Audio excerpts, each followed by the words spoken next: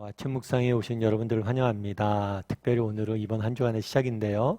이번 한 주간도 하나님과 또 말씀과 기도로 동행하고 또 하나님이 주시는 은혜를 마음껏 맛보는 한 주간이 되기를 소원합니다.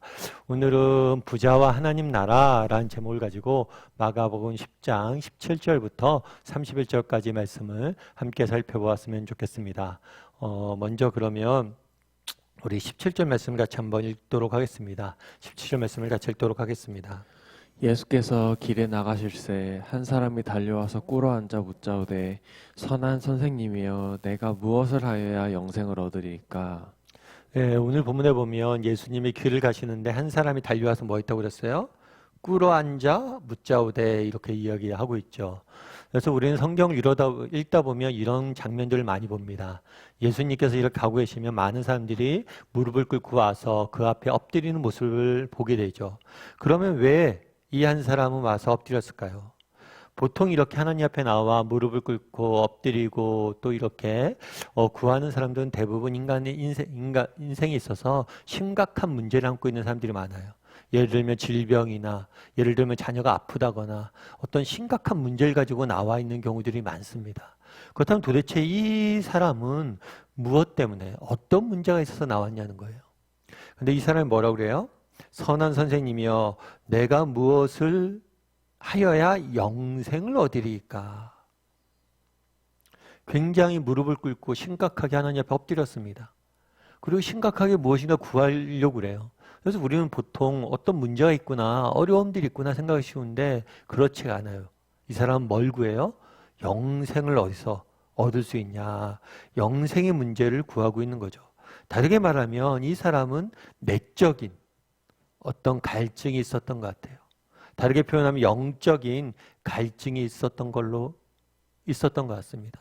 그래서 이 영적인 갈등을 있고 영적인 문제를 가지고 어떻게 하면 영생을 얻을 수 있는지 무릎을 꿇고 있는 모습들을 보게 되는 거죠. 특별히 이 사람은 우리가 계속해서 보겠지만 부자로 알려져 있어요. 그런데 이 부자로 알려져 있다는 사실이 왜 중요하냐면 그 뒤에 우리 25절과 26절 말씀을 같이 한번 읽어봤으면 좋겠습니다. 같이 읽겠습니다.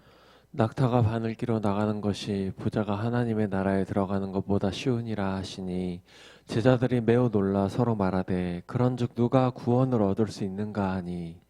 오늘 본문에서 재미있는 표현이 하나 있어요. 그건 뭐냐면 부자가 하나님 나라에 들어가는 것이 쉽지 않다라고 이야기했죠. 낙타가 바늘기에 들어가는 것보다 낙타가 바늘기로 들어가는 게 부자가 하나님 나라로 들어가는 것보다 더 쉽다고 그랬으니까 부자가 하나님 나라가 들어가는 게 쉽지 않다는 거예요. 그런데 이 이야기를 듣고 제자들이 뭐라고 그랬어요? 매우 놀라서 뭐라고 그랬어요? 질문했어요. 그런즉 누가 그럼 들어갈 수 있느냐? 이상하지 않습니까? 부자가 천국에 들어갈 수 없다. 그러면 우리가 던져야 될 질문은 뭐냐면 왜예요? 왜? 왜 못 들어갑니까? 이렇게 질문해야 되는데 그렇게 질문하지 않아요. 뭐라고 질문해요? 그럼 누가 들어가냐? 그럼 왜 이렇게 질문했을까요? 그 당시에 우리가 사람들의 생각들을 알아야 됩니다.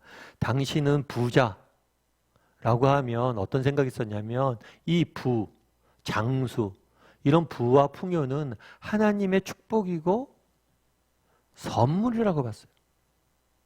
다르게 말하면 한 사람이 선하시면 하나님께서 뭐예요?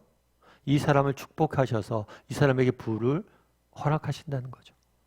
따라서 이 부자라는 것은 단순히 돈이 많다는 의미가 아니에요. 이가 하나님 앞에 선한 사람을 인정받았다는 것이고 그가 뭘 했다는 거예요? 많은 면에서 뛰어난 사람이었다는 거예요. 그래서 부자가 못 들어간다고 하니까 뭐라고 부른 거예요? 그럼 누가 들어가냐고 묻는 거죠. 이 오늘 예수님 앞에 나온 사람은 부자라고 성경은 소개하고 있습니다. 그는 아마 많은 부를 형성했을 거예요. 그 많은 사람들이 저 사람은 선한 사람의 칭찬도 받았겠죠. 그리고 많은 사람들이 어떤 면에서 존경도 받았겠죠. 부러움도 샀겠죠. 그런데 그가 어떻게 보면 세계적으로 봤을 때 모든 것을 가졌다고 볼 수 있는데 뭘 하는 거예요 지금? 예수님 앞에서 꿇어 엎드린 거예요. 왜요? 인생에 문제가 있는 사람이 아니에요.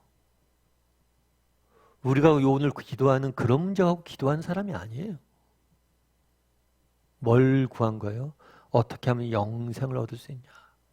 영적인 갈급함, 정말 내면의 그 갈증을 느끼고 구한 거죠. 예전에 제가 한 번은 신문에서 그런 기사를 본 적이 있어요. 2005년도에 우리나라의 재벌, 되게 유명한 재벌이에요. 그 재벌 총수에 정말 아끼는 딸이 젊은 나이에 목숨을 잃은 경우가 있어요. 참 딸을 가진 부모 입장에서 저도 안타까운 마음이 컸죠. 그런데 그 딸이 이렇게 여차여차한 이유로 스스로 목숨을 끊었어요. 그런데 그 기사에 그런 얘기 있더라고요. 그 딸이 가지고 있었던 재산이 얼마였냐면 그 당시에 2,200억이에요. 여러분 2,200억이 상상이 되는 돈입니까? 그런데 그 많은 것을 가지고 있었음에도 불구하고 뭐 하는 거예요? 스스로 목숨을 끊을 수밖에 없는 위치에 갔던 거죠.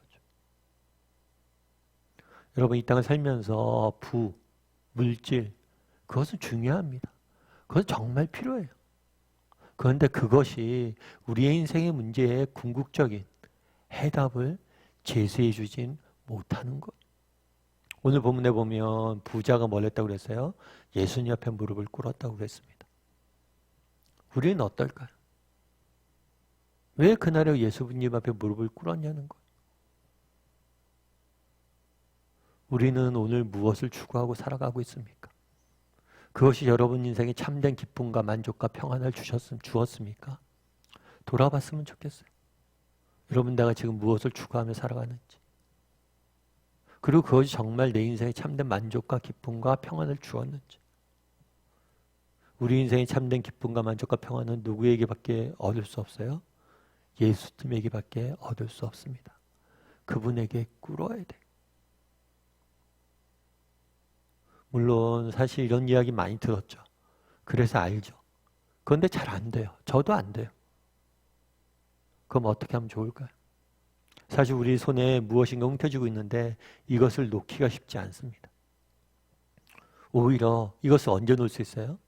다른 무엇인가를 움켜쥐려고 노력할 때 이것을 저절로 놓게 돼 있어요. 다르게 말하면 정말 우리가 무엇을 해야 돼요? 하나님이 주시는 은혜를 맛봐야 됩니다. 그래서 정말 우리가 이렇게 새벽에 나와서 아침에 나와서 묵상하고 그러는 거예요. 정말 우리가 하나님이 주시는 은혜를 맛볼 때 정말 우리가 움켜잡고 있던 세상 것들을 하나하나 내려놓게 되는 거예요. 그래서 정말 우리가 노력해야 될 건 뭐냐면 정말 세상의 것들을 내려놓으려고 노력하는 게 아니라 무엇인가 더 가지려고 노력해야 돼요. 뭘 더 가지려고 노력해야 돼요? 하나님 앞에 더 나가서 더 기도하고 더 교제 나누려고 노력해야 돼요. 그 하나님 주시는 은혜를 맛봐야 돼요. 하나님 주시는 평안을 맛봐야 돼요. 하나님 주시는 기쁨을 맛봐야 돼요. 그랬을 때 우리는 정말 세상 것들을 의지하지 않고 살아가게 되는 거예요. 우리 안에 있는 내적 이런 갈증과 정말 참된 기쁨과 평안을 맛볼 수 있는 겁니다. 바라기는 오늘 또 우리가 하루를 살아가는데요. 살아갈 때 나는 무엇을 추구하며 살아가는 사람인가 돌아보았으면 좋겠습니다. 그리고 더 하나님을 추구할 수 있는 사람이 되었으면 좋겠어요. 하나님 앞에 좀 더 기도하고 말씀 보고 하나님과 동행하며 정말 하나님이 주시는 은혜와 평강과 기쁨을 맛보는 사람이 되었으면 좋겠습니다.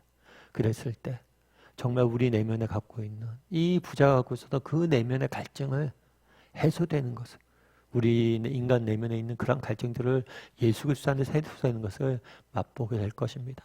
그런 은혜를 맛보고 그런 하나님이 주시는 은혜를 맛보고 하루를 살아가는, 한 주간 살아가는 저와 여러분이 되기를 주님의 이름으로 소원합니다.